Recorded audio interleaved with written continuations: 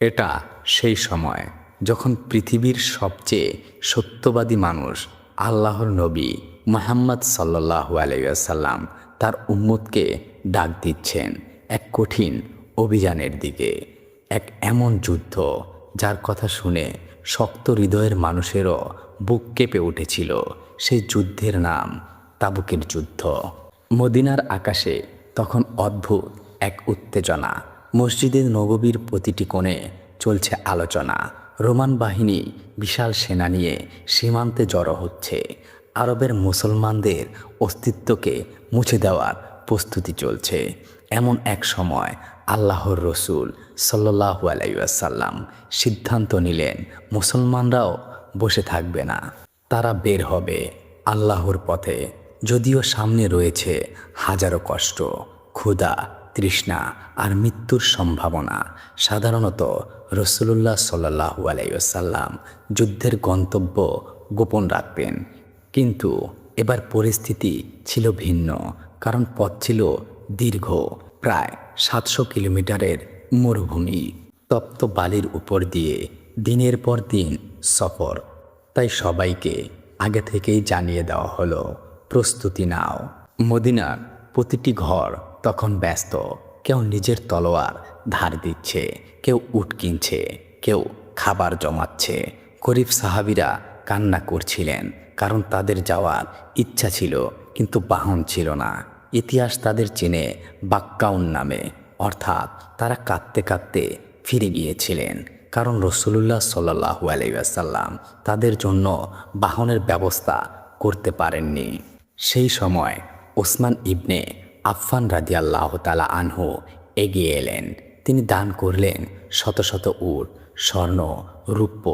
রাসূলুল্লাহ সাল্লাল্লাহু আলাইহি ওয়াসাল্লাম এতটাই খুশি হলেন যে বললেন, আজকের পর ওসমান যাই করুক তা তার ক্ষতি করবে না।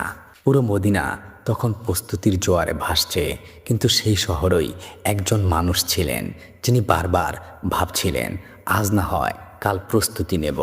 তিনি ছিলেন কাব ইবনে মালিক রাদিয়াল্লাহু তাআলা আনহু। কাব রাদিয়াল্লাহু তাআলা আনহু ছিলেন সাধারণ কেউ নন। তিনি ছিলেন বদর ছাড়া প্রায় সব যুদ্ধে অংশগ্রহণকারী সাহাবী। আকাবার বাইয়াতে উপস্থিত একজন সম্মানিত মুসল্লি, খুবই সাহসী যোদ্ধা এবং রাসূলুল্লাহ সাল্লাল্লাহু আলাইহি ওয়াসাল্লামের প্রিয় সাহাবীদের একজন। কাব রাদিয়াল্লাহু তাআলা আনহু পরে নিজেই বলেছিলেন, তাবুক অভিযানের সময় আমি যতটা সচ্ছল ছিলাম, জীবনে আর কখনোই ততটা ছিলাম না। তার কাছে ছিল বাহন, সামর্থ্য, সব কিছু, কিন্তু ছিল একটি সমস্যা, সেটা হলো অলসতা। প্রথম দিন তিনি ভাবলেন আগামীকাল প্রস্তুতি নেব। পরদিন বাজারে গেলেন। মানুষজন যুদ্ধের প্রস্তুতিতে ব্যস্ত। কেউ পানি ভরছে, কেউ খেজুর শুকাচ্ছে, কেউ অস্ত্র কিনছে। কাব রাদিয়াল্লাহু তাআলা আনহু মনে মনে ভাবলেন, এখনও তো অনেক সময় আছে। সেদিন চলে গেল, তারপর আরেক দিন, তারপর আরও একদিন। এভাবেই ধীরে ধীরে কাফেলা প্রস্তুত হয়ে গেল। অবশেষে সেই সকাল এলো যেদিন আল্লাহর রসুল সাল্লাল্লাহু আলাইহি ওয়াসাল্লাম বিশাল মুসলিম বাহিনী নিয়ে মদিনা ছেড়ে বের হয়ে গেল। মরুভূমির বুকে ধুলোর ঝড় উঠল। সাহাবীদের কণ্ঠে ধ্বনিত হচ্ছিল তাকবীর, আল্লাহু আকবার, আল্লাহু আকবার। কাব রাদিয়াল্লাহু তাআলা আনহু দাঁড়িয়ে দেখছিলেন, তার হৃদয় কাঁপছিল। তিনি ভাবলেন, আমি একদিনের মধ্যেই প্রস্তুতি নিয়ে তাদের সঙ্গে মিলিত হব। কিন্তু তিনি আর বের হতে পারলেন না। প্রতিদিন সকালে তিনি ঘর থেকে বের হতেন, বাজারে হাঁটতেন, মানুষদের দেখতেন, তারপর ফিরে আসতেন কোনো প্রস্তুতি ছাড়াই। এক সময় মদিনা ফাঁকা হয়ে গেল। শহরে রয়ে গেল দুই ধরনের মানুষ, মুনাফিক অথবা দুর্বল অক্ষম লোক। কাব রাদিয়াল্লাহু তাআলা আনহু বললেন, আমি যখন মানুষের মাঝে হাঁটতাম তখন নিজেকে ভীষণ অপরাধী মনে হতো। এদিকে মরুভূমির বুক চিরে এগিয়ে যাচ্ছে মুসলিম বাহিনী। প্রচণ্ড গরম, পিপাসায় ঠোঁট ফেটে যাচ্ছে, উটের পিঠে কাঁপছে ক্লান্ত মানুষ। এ কারণেই তাবুকের এই অভিযানের আরেক নাম হয়ে যায় জাইশুল উসরা, অর্থাৎ কষ্টের বাহিনী।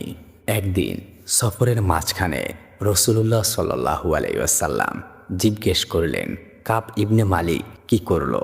এক ব্যক্তি বলল, হে আল্লাহর রসুল, তাকে তার সম্পদ আর আরাম আটকে রেখেছে। কথাটা শুনে মুয়াজ ইবনে জাবাল রাদিয়াল্লাহু তাআলা আনহু সঙ্গে সঙ্গে বললেন, আপনি খারাপ কথা বলবেন না, আল্লাহর কসম আমরা তার সম্পর্কে ভালো ছাড়া কিছুই জানি না। রসুলুল্লাহ সাল্লাল্লাহু আলাইহি ওয়াসাল্লাম নীরব হয়ে গেলেন। এদিকে কাব রাদিয়াল্লাহু তাআলা আনহুয়ের বুকের ভেতর শুরু হয়ে গেছে ভয়ঙ্কর যুদ্ধ। দিন যত যাচ্ছে ততই বাড়ছে অনুশোচনা। তিনি বুঝতে পারলেন এটা শুধু একটি যুদ্ধ মিস করা নয়, এটা আল্লাহর রসুল সাল্লাল্লাহু আলাইহি ওয়াসাল্লামের ডাকে সাড়া না দেওয়া।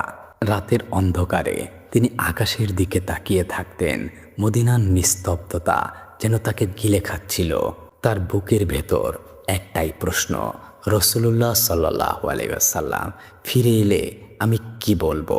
মানুষ যখন গুনাহ করে প্রথমে সেটা ছোট মনে হয়, তারপর ধীরে ধীরে সেই গুনাহ পাহাড় হয়ে বুকের উপর বসে যায়। কাব ইবনে মালিক রাদিয়াল্লাহু তাআলা আনহু এখন সেই পাহাড়ের ভার অনুভব করছেন, কিন্তু তিনি তখনও জানতেন না সামনে অপেক্ষা করছে ইসলামের ইতিহাসে সবচেয়ে বড় কঠিন সামাজিক পরীক্ষা। মদিনার আকাশে তখন সন্ধ্যার লাল আভা, দূরে মরুভূমি থেকে ধীরে ধীরে ভেসে আসছে ধুলোর মেঘ। মানুষ বুঝতে পারল আল্লাহর রসুল সাল্লাল্লাহু আলাইহি ওয়াসাল্লাম ফিরে আসছেন। তাবুক যুদ্ধ শেষে বিজয়ী মুসলিম বাহিনী আবার মদিনায় প্রবেশ করছে। শহরের প্রতিটি গলি তখন উচ্ছ্বাসে ভরে উঠেছে। শিশুরা ছুটছে, নারীরা দরজায় দাঁড়িয়ে, সাহাবীরা তাকবীর দিচ্ছেন। কিন্তু এই আনন্দের শহরে একজন মানুষ ছিলেন যার বুকের ভেতর কেবলই আতঙ্ক। তিনি হলেন কাব ইবনে মালিক রাদিয়াল্লাহু তাআলা আনহু। সেই দিন কাব রাদিয়াল্লাহু তাআলা আনহু নিজের ঘরে বসেছিলেন। তার মাথার ভেতর একের পর এক চিন্তা ঘুরছিল। আমি কি বলবো, কোন অজুহাত দেব, কিভাবে বাঁচব? তিনি বললেন, আমি ভাবতে লাগলাম কিভাবে রসুলুল্লাহ সাল্লাল্লাহু আলাইহি ওয়াসাল্লামের রাগ থেকে নিজেকে রক্ষা করব। মদিনার মুনাফিকরা তখন মিথ্যা গল্প বানিয়ে ফেলেছে। কেউ বলবে অসুস্থ ছিল, কেউ বলবে পরিবারের সমস্যা ছিল, কেউ বলবে বাহন ছিল না। আর তারা জানতো রসুলুল্লাহ সাল্লাল্লাহু আলাইহি ওয়াসাল্লাম বাহ্যিক কথার ভিত্তিতেই সিদ্ধান্ত নিতেন। কাব রাদিয়াল্লাহু তাআলা আনহুয়ের মনে একটি প্রশ্ন এলো, আমিও একটি অজুহাত বানাবো। কিন্তু তার হৃদয়ের গভীর থেকে ঈমান কথা বলল, না, যার সামনে দাঁড়াবে তিনি আল্লাহর রসুল। মিথ্যা মানুষকে কিছু সময় বাঁচাতে পারে, কিন্তু সত্য মানুষকে আখিরাতেও বাঁচায়। রসুলুল্লাহ সাল্লাল্লাহু আলাইহি ওয়াসাল্লাম মদিনায় প্রবেশ করলেন। সবার আগে তিনি গেলেন মসজিদে নববীতে। 2 রাকাত নফল সালাত আদায় করলেন। তারপর মানুষের সঙ্গে সাক্ষাৎ করতে বসে গেলেন। এক এক করে যারা যুদ্ধে যায়নি তারা আসতে লাগলো। তারা মিথ্যা অজুহাত দিল। রসুলুল্লাহ সাল্লাল্লাহু আলাইহি ওয়াসাল্লাম বাহ্যিকভাবে তাদের কথা গ্রহণ করলেন, তাদের জন্য ক্ষমার দোয়া করলেন, আর তাদের অন্তরের ব্যাপার আল্লাহর উপর ছেড়ে দিলেন। প্রায় 80-এরও বেশি লোক এভাবে অজুহাত দিল। তারপর সেই মুহূর্ত এলো যা কাব ইবনে মালিক রাদিয়াল্লাহু তাআলা আনহুয়ের জীবনের সবচেয়ে কঠিন মুহূর্ত। কাব রাদিয়াল্লাহু তাআলা আনহু ধীরে ধীরে এগিয়ে গেলেন। মসজিদের ভেতর নীরবতা নেমে এলো। তিনি রসুলুল্লাহ সাল্লাল্লাহু আলাইহি ওয়াসাল্লামের সামনে বসে সালাম দিলেন। রসুলুল্লাহ সাল্লাল্লাহু আলাইহি ওয়াসাল্লাম মৃদু হাসলেন, কিন্তু সেই হাসির ভেতরে ছিল কষ্ট। তারপর রসুলুল্লাহ সাল্লাল্লাহু আলাইহি ওয়াসাল্লাম জিজ্ঞেস করলেন, হে কাব, তুমি কেন যুদ্ধে গেলে না? তোমার কি বাহন ছিল না? কাব রাদিয়াল্লাহু তাআলা আনহুয়ের বুক কেঁপে উঠল। তিনি চারদিকে তাকালেন, সবাই অপেক্ষা করছে তিনি কি বলবেন।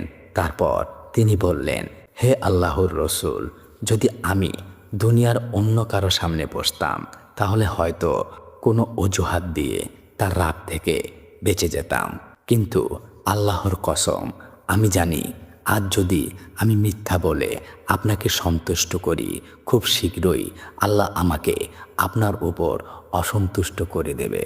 মসজিদ তখন নিস্তব্ধ, কারণ নিঃশ্বাসের শব্দ শোনা যাচ্ছে না। কাব রাদিয়াল্লাহু তাআলা আনহু আবার বললেন, আল্লাহর কসম, আমার কোনো অজুহাত ছিল না। আমি সক্ষম ছিলাম, কিন্তু আমি অলসতা করেছি। সত্য কখনো কখনো তলোয়ারের চেয়েও ধারালো হয়। রাসূলুল্লাহ সাল্লাল্লাহু আলাইহি ওয়াসাল্লাম কিছুক্ষণ নীরব রইলেন, তারপর বললেন, এই ব্যক্তি সত্য বলেছে। এরপর তিনি বললেন, উঠে যাও, আল্লাহ তোমার ব্যাপারে সিদ্ধান্ত না নেওয়া পর্যন্ত অপেক্ষা করো। কাব রাদিয়াল্লাহু তাআলা আনহু ধীরে ধীরে উঠে দাঁড়ালেন। তার বুকের ভেতর যেন ঝড় বইছে। তিনি জানতেন না তার সামনে কি অপেক্ষা করছে। পথে বানু সালিমা গোত্র এর কিছু লোক তাকে থামালো। তারা বলল, তুমি কেন একটা অজুহাত দিলে না? অন্যরা যেমন বলেছে তুমি তেমন বললে, রাসূলুল্লাহ সাল্লাল্লাহু আলাইহি ওয়াসাল্লাম তোমার জন্য ক্ষমা চাইতেন। এক মুহূর্তের জন্য কাব রাদিয়াল্লাহু তাআলা আনহুর বুক কেঁপে উঠল। তিনি ভাবলেন, আমি কি ভুল করে ফেললাম? তারপর তিনি জিজ্ঞেস করলেন, আমার মতো আর কেউ কি সত্য বলেছে? লোকেরা বলল, হ্যাঁ, দুইজন মানুষ আরও সত্য বলেছে।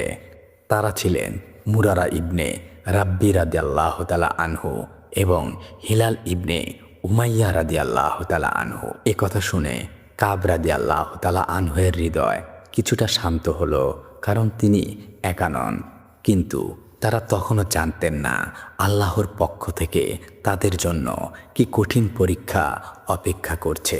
পরদিন সকালে পুরো মদিনায় একটি ঘোষণা ছড়িয়ে পড়ল। রাসূলুল্লাহ সাল্লাল্লাহু আলাইহি ওয়াসাল্লাম আদেশ দিয়েছেন, কেউ যেন ওই তিন ব্যক্তির সঙ্গে কথা না বলে। হঠাৎ করেই সব কিছু বদলে গেল। যে শহরে তারা সম্মানিত সাহাবী ছিলেন, সেই শহরই এক মুহূর্তে তাদের জন্য অচেনা হয়ে গেল। কাব রাদিয়াল্লাহু তাআলা আনহু বাজারে যাচ্ছেন, মানুষ তার পাশ দিয়ে চলে যাচ্ছেন। কেউ সালামের জবাব দিচ্ছেন না, কেউ কথা বলছেন না।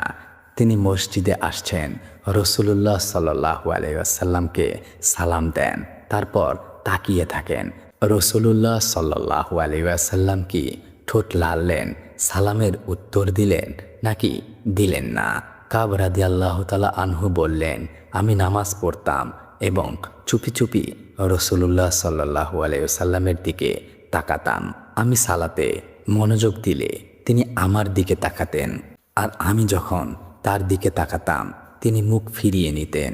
এটা ছিল তলোয়ারের আঘাতের চেয়েও কঠিন, কারণ এটা ছিল ভালোবাসা হারানোর কষ্ট। দিন গড়াতে লাগলো। 1 দিন, 2 দিন, 10 দিন, 20 দিন। পুরো মদিনা যেন তাদের জন্য মৃত শহরে পরিণত হলো। কাব রাদিয়াল্লাহু তাআলা আনহু বললেন, পৃথিবী এত বিশাল হওয়া সত্ত্বেও আমার কাছে তা সংকীর্ণ মনে হচ্ছিল। কিন্তু সবচেয়ে কঠিন মুহূর্ত তখনও আসেননি, কারণ সামনে অপেক্ষা করছিল এক ভয়ঙ্কর নির্দেশ, যা এই 3 সাহাবীদের হৃদয় ভেঙে দেবে। আর ঠিক সেই সময় শয়তান তাদের সামনে খুলে দেবে এক বিপজ্জনক দরজা। এক সময় যে শহরে প্রতিটি গলি ভরে থাকত ঈমানের আলোয়, আজ সেই শহরেই 3 জন মানুষের জন্য হয়ে উঠেছে নিঃশব্দ মরুভূমি। কাব ইবনে মালিক রাদিয়াল্লাহু তাআলা আনহু, মুরারা ইবনে রাব্বি রাদিয়াল্লাহু তাআলা আনহু এবং হিলাল ইবনে উমাইয়া রাদিয়াল্লাহু তাআলা আনহু, এই 3 জন সাহাবী যারা মিথ্যা বলেননি, যারা সত্য স্বীকার করেছিলেন, আজ পুরো সমাজের নীরব বয়কটের শিকার। দিন কেটে যাচ্ছে, কিন্তু কারো হৃদয় নরম হচ্ছে না, কারো মুখে কোনো কথা নেই। কাব রাদিয়াল্লাহু তাআলা আনহু বাজারে যান, মানুষকে সালাম দেন, কেউ উত্তর দেয় না। বন্ধুরা মুখ ফিরিয়ে নেয়, আত্মীয়রা নীরব, এমনকি শিশুরাও তাদের দিকে অচেনা চোখে তাকায়। মানুষের জীবনে এমন কিছু কষ্ট আছে যা ক্ষুধার চেয়েও কঠিন, তৃষ্ণার চেয়েও ভয়ঙ্কর, আর তা হলো নিজের মানুষদের নীরবতা। কাব রাদিয়াল্লাহু তাআলা আনহু বললেন, আমি বাজারে হাঁটতাম, কিন্তু মনে হতো আমি যেন মৃত মানুষের শহরে হাঁটছি। এদিকে অপর দুই সাহাবীর অবস্থা আরও কঠিন। হিলাল ইবনে উমাইয়া রাদিয়াল্লাহু তাআলা আনহু ছিলেন বৃদ্ধ। তিনি ঘরের ভেতর বসে শুধু কাঁদতেন, দিনরাত আল্লাহর কাছে ক্ষমা চাইতেন। আর মুরারা ইবনে রাব্বি রাদিয়াল্লাহু তাআলা আনহু নিজেকে মানুষের আড়ালে লুকিয়ে ফেলেছিলেন। কেউ তাকে বাহিরে খুব কমই দেখত। কিন্তু কাব রাদিয়াল্লাহু তাআলা আনহু ছিলেন তুলনামূলকভাবে তরুণ। তিনি চেষ্টা করতেন স্বাভাবিক থাকতে, মসজিদে যেতেন, মানুষের সঙ্গে মিশতে চাইতেন, কিন্তু প্রতিটি মুহূর্ত তাকে মনে করিয়ে দিত তিনি এখন একা। একদিন তিনি সিদ্ধান্ত নিলেন তিনি তার সবচেয়ে প্রিয় বন্ধুর কাছে যাবেন। তিনি গেলেন তার চাচাতো ভাই আবু কাতাদা রাদিয়াল্লাহু তাআলা আনহুর বাগানে। আবু কাতাদা রাদিয়াল্লাহু তাআলা আনহু ছিলেন কাব রাদিয়াল্লাহু তাআলা আনহুর খুব ঘনিষ্ঠ বন্ধু। কাব রাদিয়াল্লাহু তাআলা আনহু দেয়াল টপকে বাগানে ঢুকলেন। তারপর এগিয়ে ধীরে ধীরে সালাম দিলেন, আসসালামু আলাইকুম। কিন্তু কোনো উত্তর নেই। কাব রাদিয়াল্লাহু তাআলা আনহুর বুক কেঁপে উঠল। তিনি আবার বললেন, আল্লাহর কসম, তুমি কি জানো না আমি আল্লাহ ও তার রসুলকে ভালোবাসি? আবু কাতাদা রাদিয়াল্লাহু তাআলা আনহু চুপ করে রইলেন, একদম নীরব। কাব রাদিয়াল্লাহু তাআলা আনহু আবার প্রশ্ন করলেন, তার কণ্ঠ এবার ভেঙে যাচ্ছে, আমি তোমাকে আল্লাহর কসম দিয়ে বলছি, তুমি কি জানো না আমি আল্লাহ ও তার রসুলকে ভালোবাসি? দীর্ঘ নীরবতার পর আবু কাতাদা রাদিয়াল্লাহু তাআলা আনহু শুধু বললেন, আল্লাহ ও তার রসুলই ভালো জানেন। এই কথাটা যেন কাব রাদিয়াল্লাহু তাআলা আনহুর হৃদয়ে তীরের মতো বিঁধল।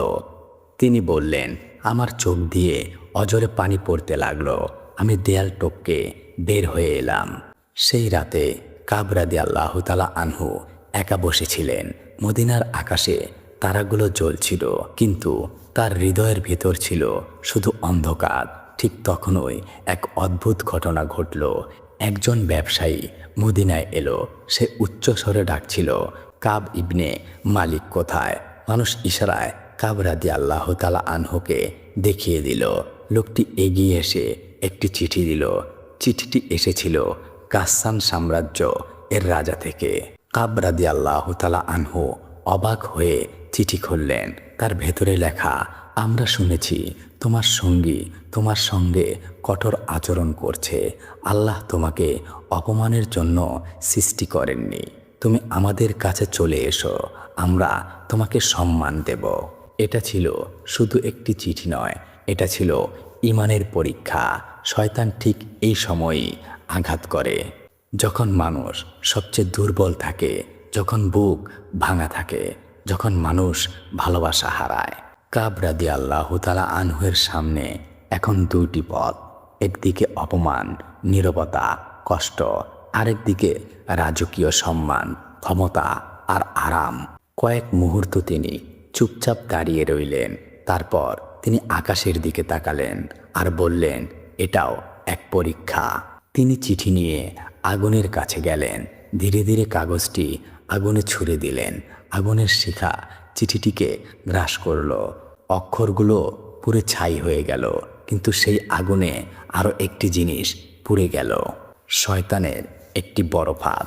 কাব রাদিয়াল্লাহু তাআলা আনহু বুঝেছিলেন মানুষের সম্মানের চেয়ে আল্লাহর সন্তুষ্টি বড়। দিন চলতেই থাকলো, 30 দিন, 40 দিন। তারপর এক ভয়ঙ্কর নির্দেশ এলো।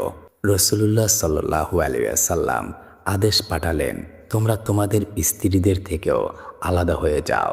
এই সংবাদ শুনে 3 সাহাবীর হৃদয় কেঁপে উঠল। এতদিন পুরো শহর কথা বলেননি, এখন ঘরও নিঃসঙ্গ হয়ে যাবে। হিলাল ইবনে উমাইরা রাদিয়াল্লাহু তাআলা আনহুর স্ত্রী রাসূলুল্লাহ সাল্লাল্লাহু আলাইহি ওয়াসাল্লামের কাছে এসে বললেন, হে আল্লাহর রসুল, হিলাল বৃদ্ধ মানুষ, তার দেখাশোনা করার কেউ নেই। রাসূলুল্লাহ সাল্লাল্লাহু আলাইহি ওয়াসাল্লাম অনুমতি দিলেন, তুমি তার সেবা করতে পারো, তবে সে যেন তোমার কাছে না আসে। কিন্তু কাব রাদিয়াল্লাহু তাআলা আনহু ছিলেন যুবক, তাকে কোনো ছাড় দেওয়া হলো না। সেই রাতে কাব রাদিয়াল্লাহু তাআলা আনহু একা বসেছিলেন চারদিকে নিস্তব্ধতা, তার চোখ ভিজে গেছে। তিনি ভাবছিলেন আর কতদিন। কিন্তু ঠিক 50তম দিনের সকালে আসমান থেকে নেমে আসবে এমন এক ঘোষণা যা কাঁপিয়ে দিবে পুরো মদিনা, আর 3 সাহাবীর কান্নাকে বদলে দেবে আনন্দে। পরবর্তী পর্বে শুনবেন কিভাবে আল্লাহ নিজেই তাদের তওবা কবুল করলেন, কেন এক সাহাবী পাহাড়ের উপর থেকে চিৎকার করেছিলেন, আর কেমন ছিলেন সেই সকাল, যে সকাল ইসলামের ইতিহাসে চিরস্মরণীয় হয়ে আছে।